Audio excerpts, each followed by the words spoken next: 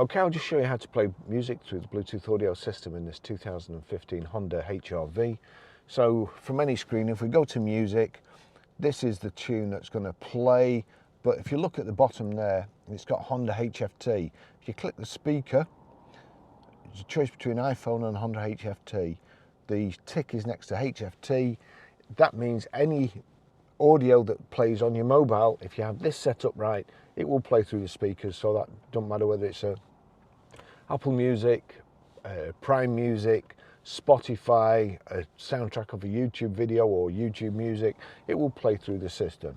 So we'll go back to this. I'm going to click play. I've got the volume turned down at the moment. We go over to the system. So basically from any screen, if you go to audio, that's the radio at the moment, but you see up here source. So we click source, and then that brings up this menu, and you've got all sorts of different things: USB, iPod, phone, HDMI, Bluetooth is there.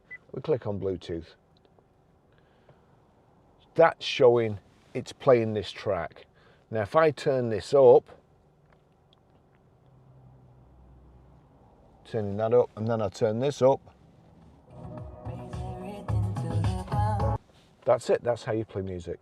Thanks for watching. See you in the next video. Bye bye.